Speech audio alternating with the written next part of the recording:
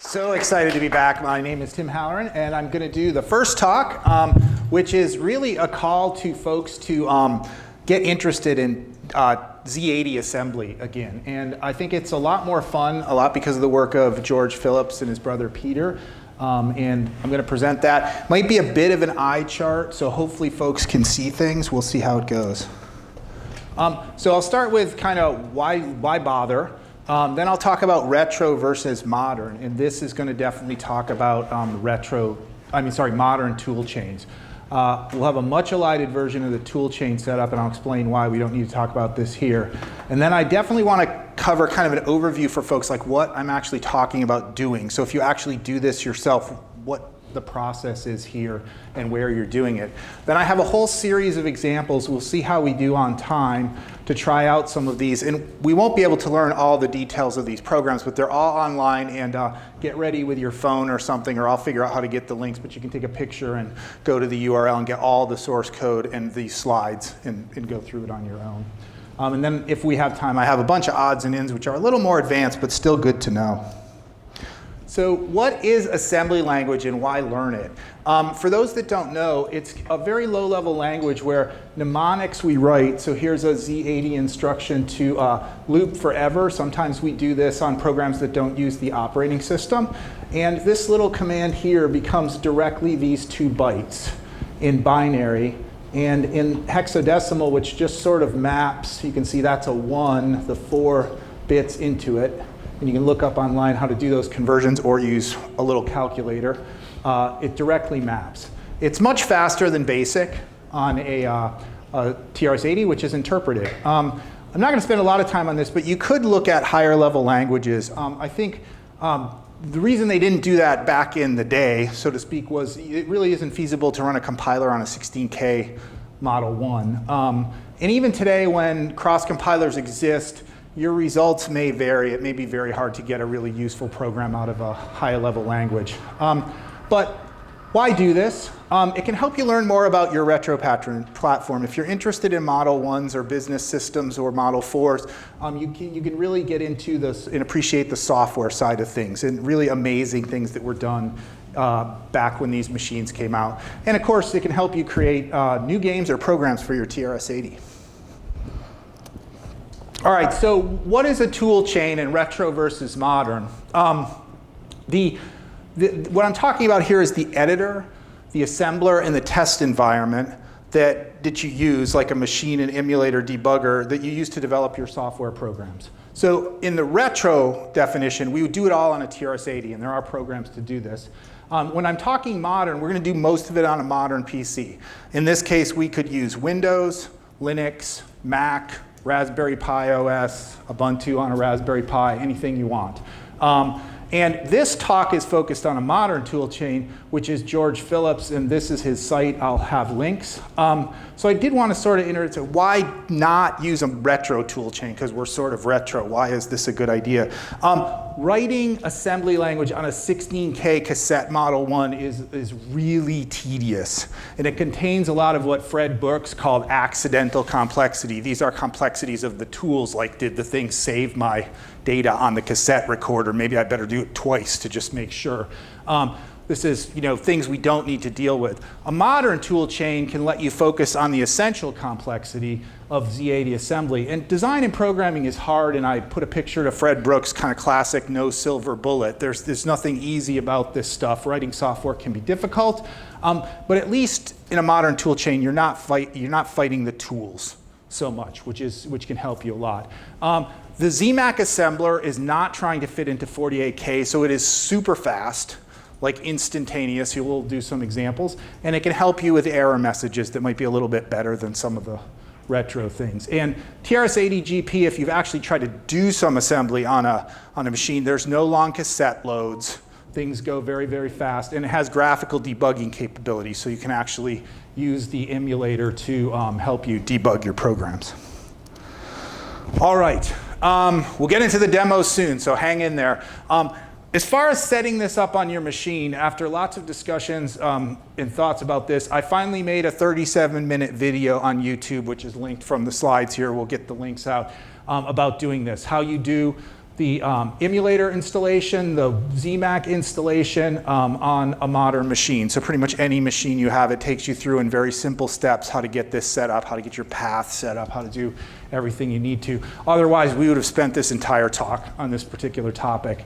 I will definitely mention these are the sites for these tools, and George does update things quite a bit, many times a year, so it's good to check back if you start work to make sure there's not a new version out. And what to do if you really have a TRS-80. So the first way is you need a cassette cable so that your PC will act as a cassette player and you'll play the new program out to your TRS-80. I made a video about making such a cable and how to load things up on a Model 3, so you can take a look at that video. We're not going to, I don't have a Model 3 sitting here, so we're not going to do much with real things.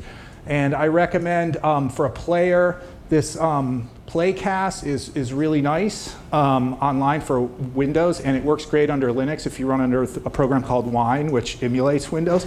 But under Linux, you have A-Play and AF-Play on the Mac, which will play WAV files. All right, so this is the big slide. If you kind of remember nothing else, this is kind of what we're doing. The rest of what we're going to do is going to be demos of impressionistic of doing this. So unfortunately, it's a bit of an eye chart, but I'll talk it through. There's kind of a big divide.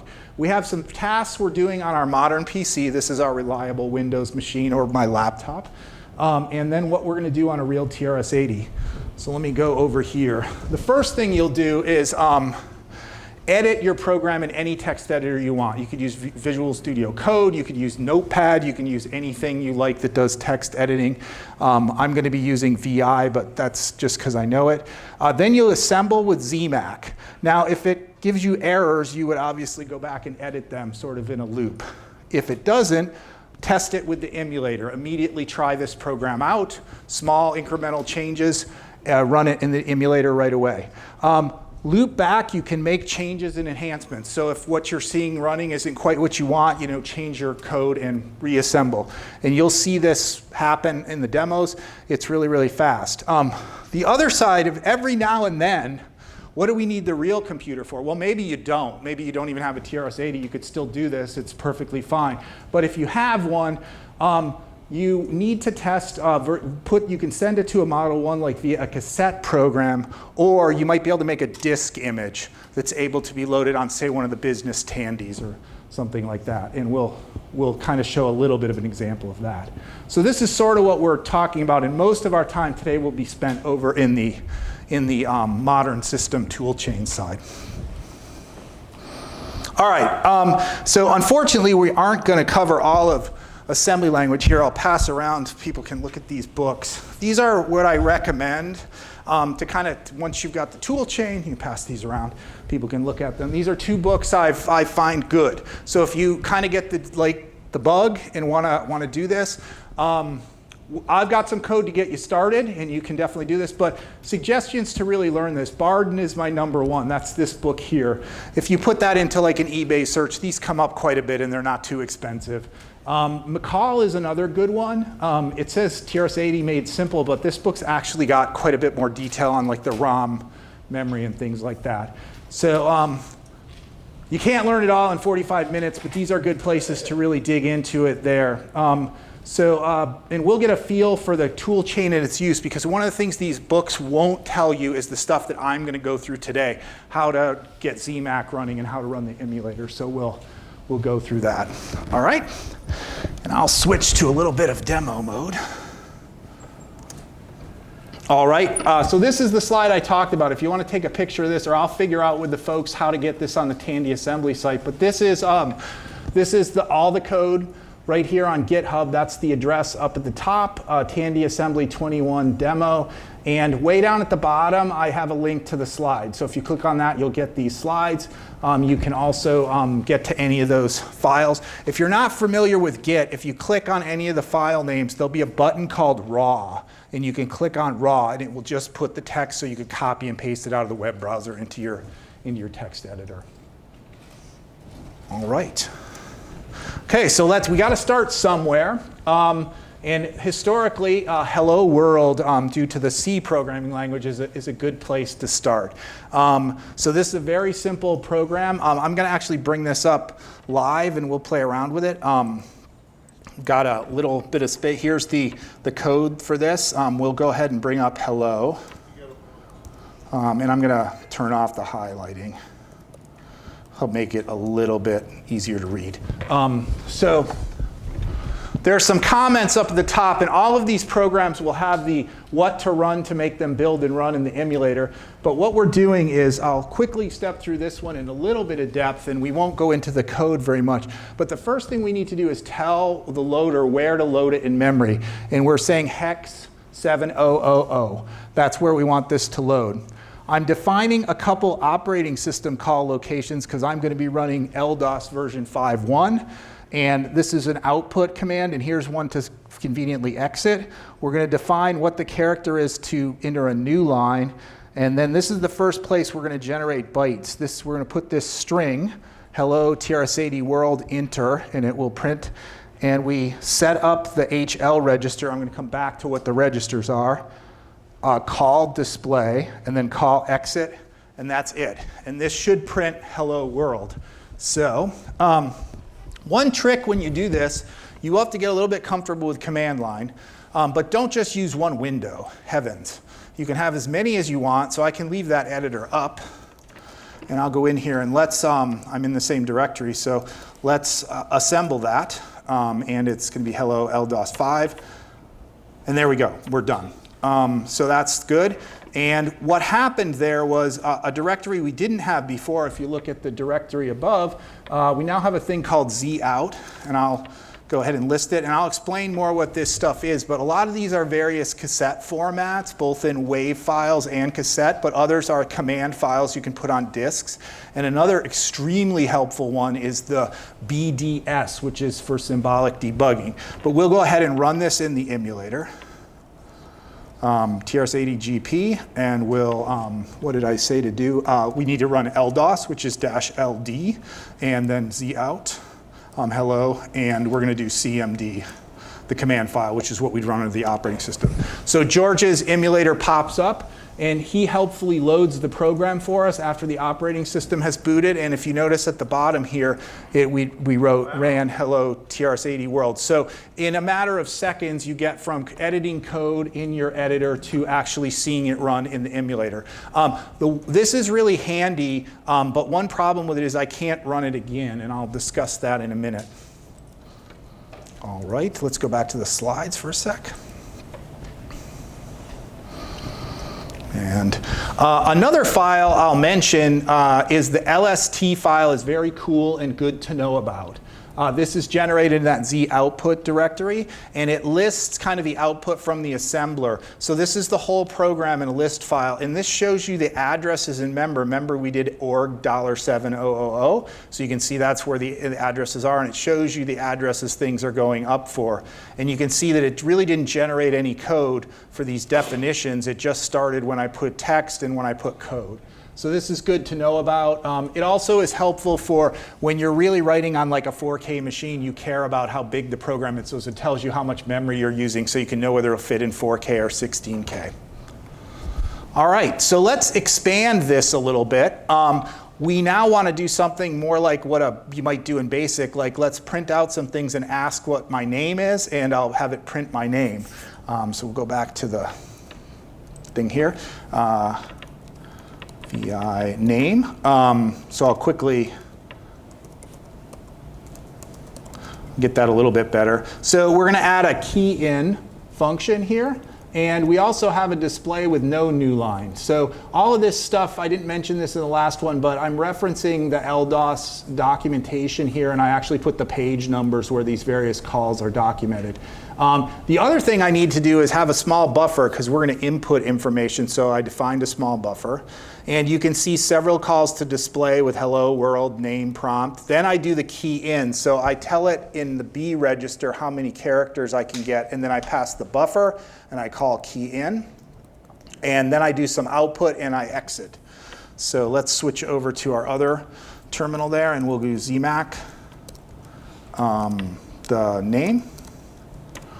and then we'll run it exactly the same. In fact, I can probably just up arrow and do this with name and CMD.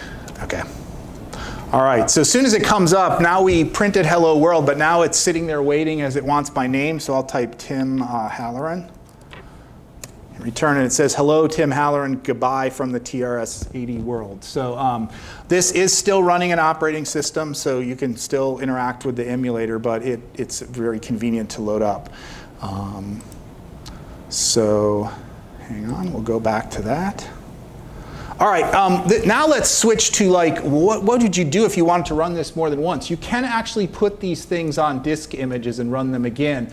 There are lots of ways to do this. There's the Fred hard drive emulator. There's various disk image formats. There's some command line tools. This is probably a topic worthy of its own tech talk. But I'm going to show TRS tools, and I'm a big fan of Vernon's multi-DOS. So we're going to actually do multi-DOS because it'll run these programs.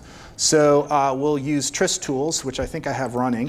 One thing I will tell you is please open, like make a copy. Here's my multi-DOS. I made a my multi-DOS. Don't like do this in the downloaded version. So this is an eye chart. You can't see it. These are the files that are there. So what I'm going to do is actually add the new files, and I'm going to go into my my Z-out and find the two command files, the hello. You have good eyes if you can see what I'm doing. I'm really, so name and hello. Now one thing it will do is tell me I need to make names that will fit in a TRS-80 because these file names are too long. So we'll just do hello.command and we'll do name.command. All right, so, whoops. Now we'll go run the emulator again with that. Oh, I need to close the file, otherwise it won't write it. So I'll do close. Thanks, Jay. All right, and let's see.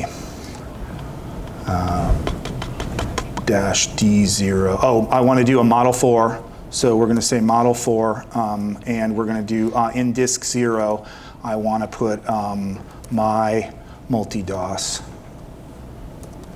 There we go. So this is going to start a Model 4 emulation with my boot disk in there that I just edited. So we get Model 4, and of course it doesn't know the date and time, so we'll go like 98, 12. I'm going to just put anything in there so we get booted. Okay, now it just came to the prompt. That's because this is a disk image. So if I do a directory, you can see hello, CMD, and name CMD are in there. So let's run hello.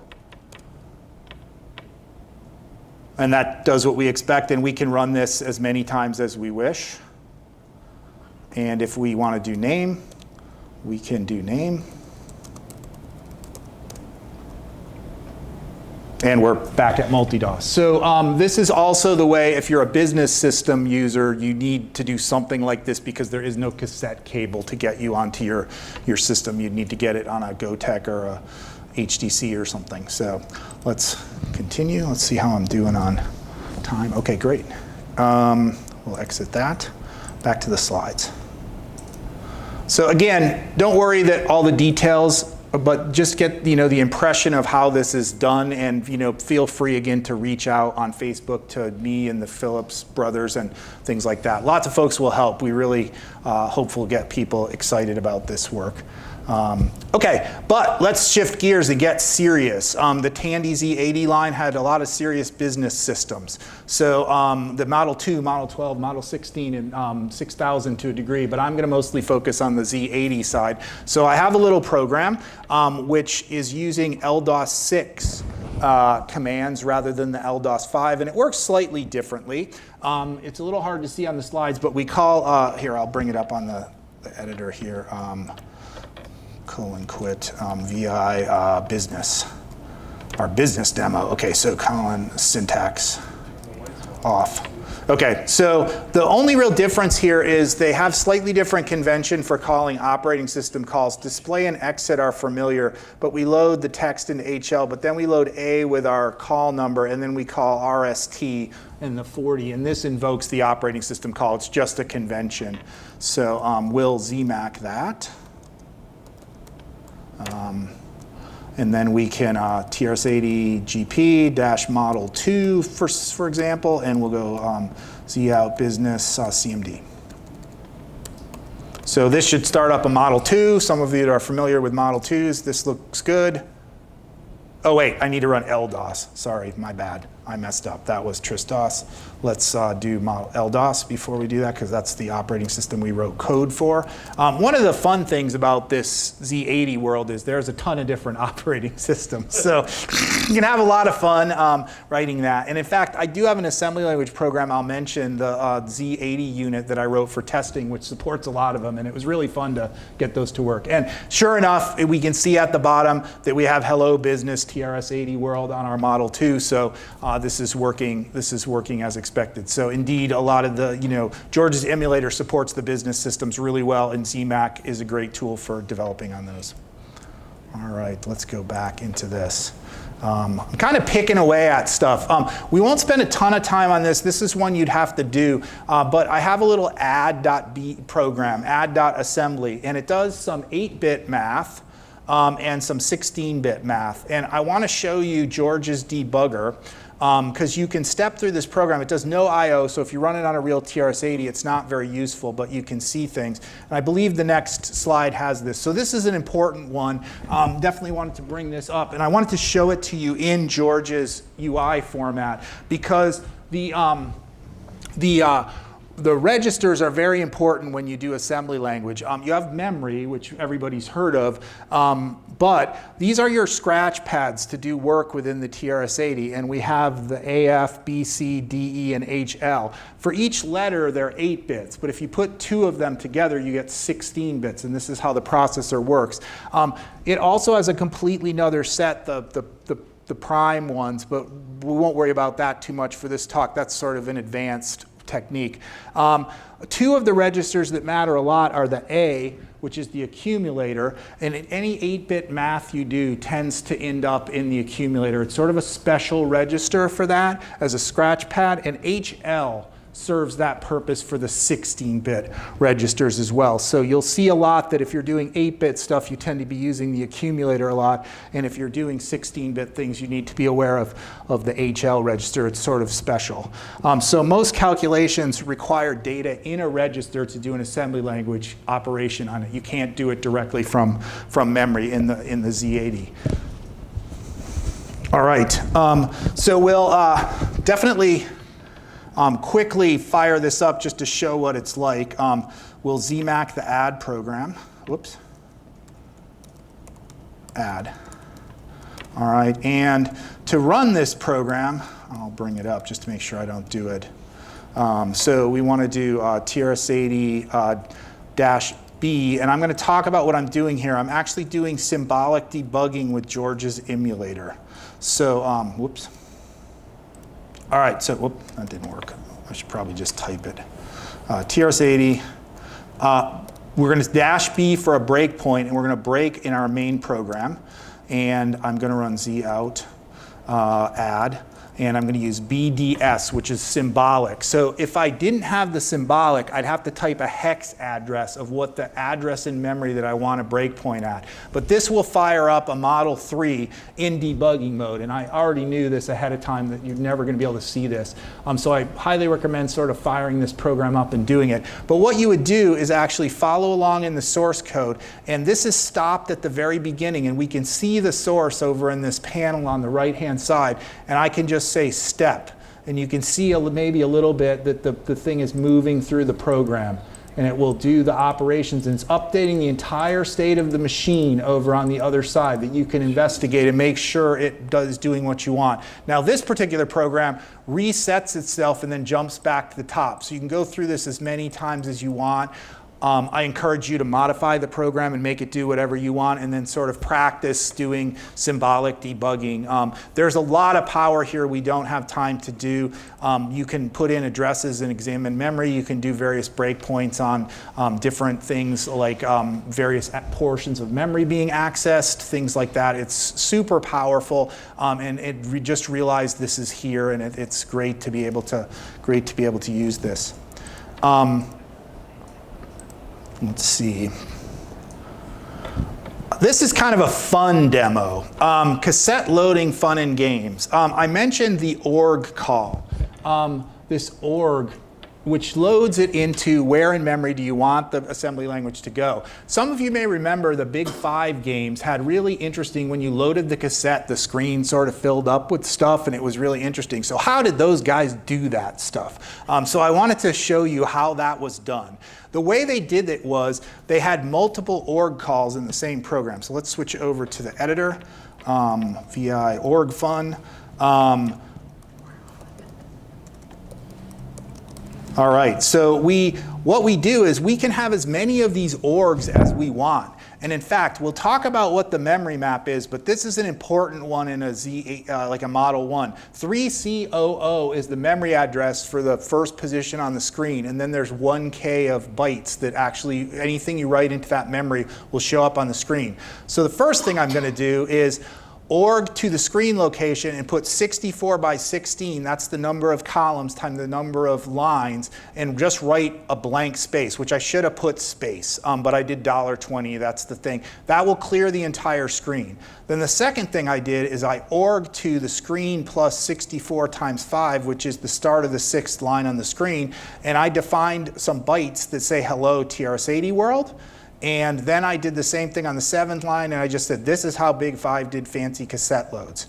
And then I org to 5200, which is a more conventional place to run programs, and I'm gonna just pause until the machine is rebooted. Now here is a little recipe down the bottom of this program that George Phillips gave me. This is how to do a cassette auto start. So if you don't want the cassette load to give you a slash and you have to hit return, you can org to 41E2, jump to the HL register address, and then end your program. And this will automatically start your code.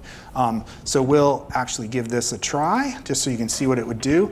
ZMAC, org fun.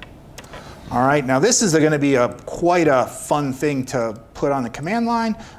We will paste that in there, but the command line here is we're going to say no disk. I don't want a disk, so DX, and I'm going to load in the cassette my zorg orgfun 1500.cas. So I'm going to load a cas file. Now when this starts up, it's not going to do anything. It's like sitting like you would turn on a machine. So I'm going to say, fine, I want high-speed cas and I want memory size, and I end up at basic. Now many of you will know to load a cassette, I type system, and I'm going to type O because it's org fun and I only need the first letter. So now we'll actually get to see that org thing like the old Big 5 games did.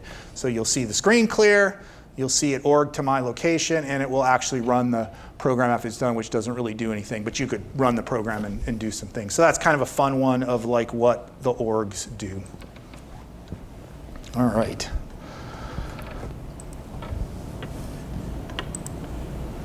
Let's go back. And I did mention the memory map. You can find these online probably better. This is one I use. This is the Model 1 Level 2. Notice I'll point to it. We just played around with this area of memory, 3C00 through 3FFF. That's the video. But the keyboard is also in there. There's other things, and there's RAM and ROM of various things, and knowing where these things are when you write these programs. When you start out, you don't need to know a lot about this. Maybe the video is a good one to know, and maybe the keyboard, but it's good to learn about this, and they vary from machine to machine. All right, a final demo. I did wanted to show some code that's a little more towards like something real. This is, I made Space Invaders, but with little figures that look like LEDs, so I called it LED Invaders. So it's a classic game, but with electronic components. So what I'm showing here in this code is call and return. These are sort of subroutines, and they let us better organize our code and give meaningful names to bits of code, rather than just having a whole bunch of gobbledygook, load A, this, that, and the other, add one, increment, that sort of thing. We can have things that they name things. So this one clears the screen, It can draw an entire screen, which is various draw frames to get 7 of our LED invaders. The draw frame's probably not named very well, but it kind of draws one invader at a position in the screen, and it draws 1 frame of the animation. There's only 2 frames in the animation. Then if you didn't do a wait, it would go so fast it would look like a blur. So we actually do a little bit of pause to do this. So let's go ahead and I'll show you the code, but I'll go ahead and this is more fun to just see what it does. So let's ZMAC this one. LED invaders, all right, and TRS-80 GP, oops. Let's go model 1 on this one and Z out LED invaders, and let's use the BDS. BDS by default will go to a cassette load, so we'll go ahead and use that. And here we go. That looks like something you might poke around with a little bit more. So this is a little more toward a real program you might have some fun with, a little bit of animation and that sort of thing. So let me show how that is done. And of course, all of this code is out there. Please feel free to dig into it. And we're going to show this. Let's skip what this stuff means. But each of those little ships are 3 characters by 2 lines. So this is the graphics bytes. And I'll show that in the slides in a second. But here's the code to clear the screen. Thanks to George Phillips. This is a really tricky way to do that, but it's encapsulated in a little call. I don't normally do it that way, but for this presentation, it's nice to have it all self-contained. There's the draw frame with some comments and drawing the screen. And all the draw screen is you can see the 7, just repeated 7 calls to the draw frame. And then we have our wait call, which somebody calls, and then we have our main loop. And you can see it calls clear screen. It defines animation loop and draws frame 1 of the animation, then frame 2 of the animation with draw screen, and then it jumps back to the animation loop, so it continues to kind of run that animation through its 2 frames. So this is an example of sort of organizing your assembly language a little bit, such that you're kind of have calls and can keep things together. Give things names so you can understand what they're doing in addition to your comments. All right. All right, and the graphics character code might have been like completely incomprehensible. That's because it's really odd on a TRS-80 Model 1 and 3 how this is done. It's you set the highest bit, this bit 7, and when you change that to a 1, then 0 through 5 are interpreted as graphics characters in 2 wide and 3 high, and this is how the blocks are done. But this allows you to mix graphics with normal text, because if you set bit 7 to 0, you can just write a normal character to the screen. This first chart is the one I use a lot. It's out of Barden on page 175. That's this book. And this is from Wikipedia. It sort of shows the same thing. It also shows you how it sort of fits onto the screen. So you can do these sort of things, that sort of thing. But this can kind of be a little bit painful to kind of map these out and figure out what you need. And that's what I was doing in my program, up at the top where they had those frame bytes. To finish up, let's see, how am I doing? Okay, pretty good. These are just the output files, and I did want to show, I've got this up. George's site has a tremendous amount of documentation. So here is George's site on ZMAC. You can download it in the upper right-hand corner, but this is all the instructions about various things you can do. And this is very well done. It's very terse, but it's very precise. So a lot of the information you need is all here. And one of the bits I wanted to highlight was, sorry, let me get this back up. The outputs of the cassette files are pretty complicated, but if you can't remember whether you need .1500 cas or .250 or .500, go to George's ZMAC page and read the documentation on these, because there's several files for cassette. The CAS files, which are encoded version of the audio, and then of course the actual WAV files themselves if you want to play it out like with a play command or on a phone or something like that. And we've talked about the BDS and the command files, so it can be super helpful, but that's good. I'll also mention there's another even longer page on the emulator. So anything you need to know about this emulator and how to get it up in a particular mode, there's tons of documentation. Again, very terse, but very precise. It's probably there. Also, you can get help from the community as well. So we'll kind of finish up and then ask questions. But I did want to include, these are mostly so that this is in the slide things. One of the questions I asked George Phillips was, I wasn't sure how to debug a DOS program because BDS, the debugger format, by default goes into cassette mode. If you want to boot an operating system, then debug. In fact, what you do is you pass like LDOS, break at main, and then pass the command file first, and then L-L load the symbols from the BDS file, and that will actually start you in the debugger, and you can debug your DOS programs. So thanks to George for showing me how to do that properly. The other thing, which is more advanced, if you write big programs, you're going to want to put things in separate files.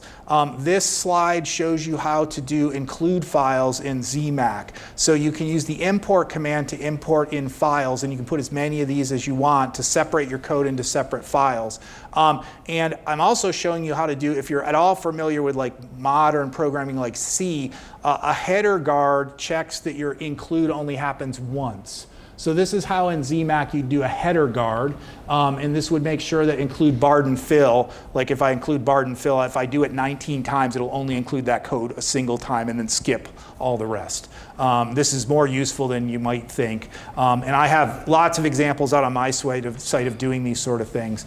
The other thing I'll note is, why would you put these in include files? Well, you might want to test them, I created a Z80 unit test system a few years ago. Here's the link to that. If you're doing big development, this is extremely helpful to make sure components of your system work, and that's there. So this is way advanced, like I said. But if you just remember, these things are there, and keep these slides. If you ever need them, folks will be there. So with that, I'll sort of wrap it up, and I'll put the thing back. But I definitely want to open it to any questions folks might have.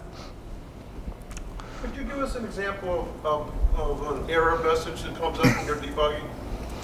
When you're debugging? Or when you're actually, like take one of your programs, maybe make a little error. Oh yeah, sure. Shows what actually happened. Yeah, that's a great question. So we can, let's go into, well, we've got LED invaders, so let's go in there and bust that. So suppose I did like, I'm copying the screen address of the screen into HL, this clear the screen. Suppose I did one typo we might do is type type H1 instead of HL.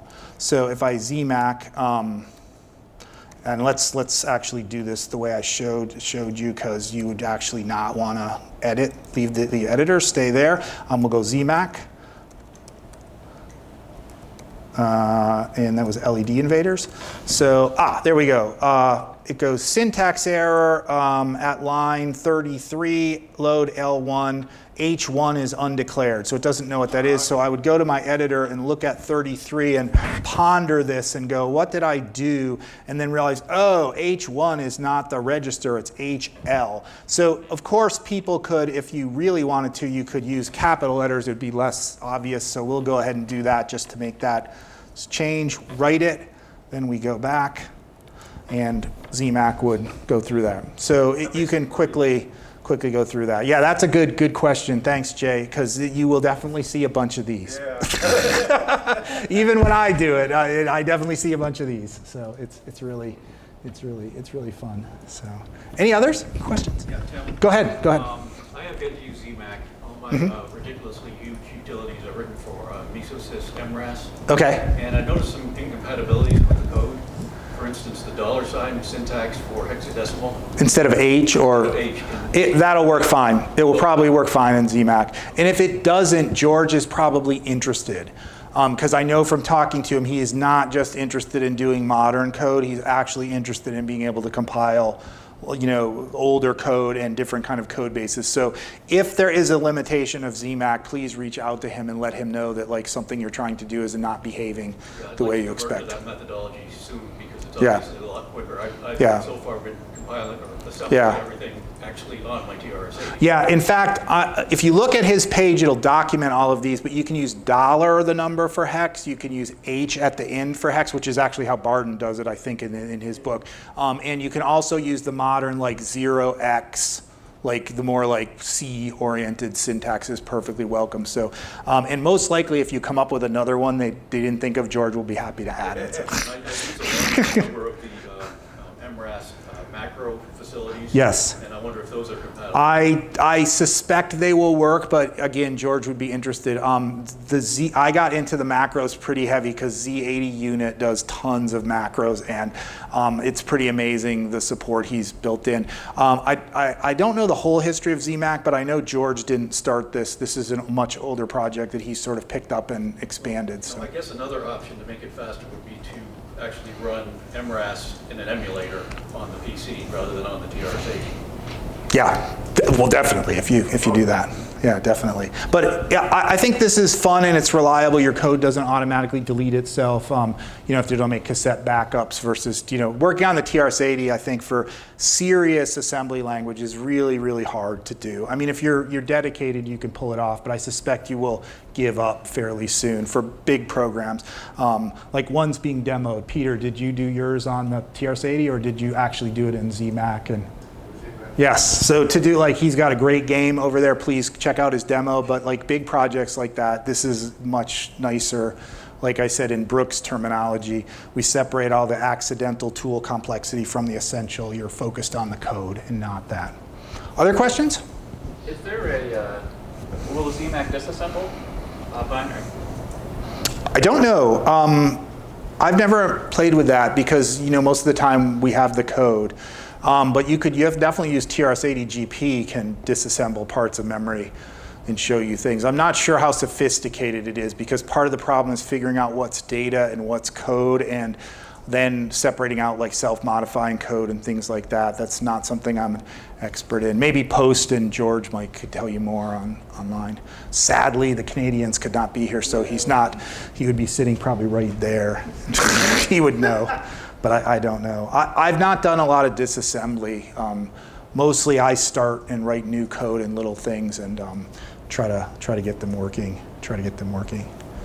Oh, go ahead. Just I was going to make a comment. There's a guy in Discord that's working on the disassembly. I don't remember who it is. Cool. But he was looking for a list of addresses because he wants to be able to decode like calls into the wrong. Oh, that'd be cool. Yeah, you get them all down, and he needed a big database. Matthew Reed has a disassembler. Yes. Oh, I forgot about that one. That is Matthew Reed's is definitely worth checking out. Yeah. Wow, he's going to have a project because like mapping all the DOSes that you could possibly deal with, just that in itself is a project. But yeah, okay. Any others before we wrap up? Go ahead. When it comes to compatibility, is there any particular guidance or limitations to say, well, if I wanted to run on 1, 2, and 3, I got to do it this way, or is there an expectation that if I created a little program for a Model 1, it would work on a Model 3 and 4 automatically, or a 2 automatically? Yes.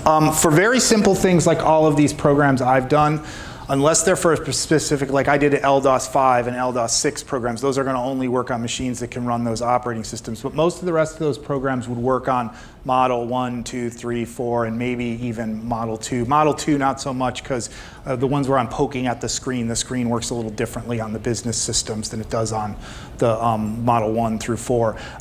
Most of the time, you're probably gonna, make a conscious decision because there is additional hardware from the Model 1 as you move to the Model 3. You can now use like a timer interrupt and, use I know every 1/30th of a second things are going on, whereas the Model 1 you can't do that. And then there's Model 4 adds a whole bunch of things like the 80 column mode.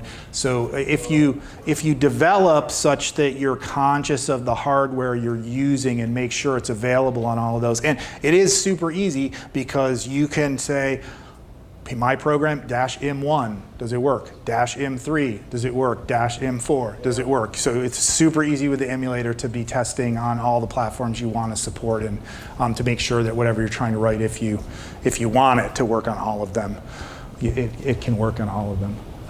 Yeah. Anything else? Did you find that there was any consistency with calling the different routines in the OSs? I assume that their entry points are all different. They are, but some of them work, like LDOS 5 and multi-DOS. I didn't change any of the code. I literally put the thing. I haven't figured that out. It's kind of fun to I wrote Z80 unit and put all these there's like big macros that handle all of the operating systems, and that was really interesting. That was my first foray into all the different calling conventions, but they do differ. There is some consistency. But I think it's a tall order to write something that like supports a ton of operating systems like Z80 unit. And I'm not familiar with too many programs that do that. So other people might be. I'm not sure that, various ports, but it is possible to do. Like for something like a text adventure, you could easily like copy all the stuff Z80 unit did to support all the different OSs, because then you got a thing that lets you output to the screen, print a new line, input some text, print a string. It has all the pieces, parts for simple things. But to do something like LED animation we did at the end there, that's a little trickier to get going on all the operating systems. Anything else? All right, well, I'll finish up with a call. Like George and Peter and I and other folks, like Peter back there that are doing this, we definitely can use more assembly language folks in the Z80, so you're most welcome. Grab the stuff online and have fun. Enjoy. Happy hacking.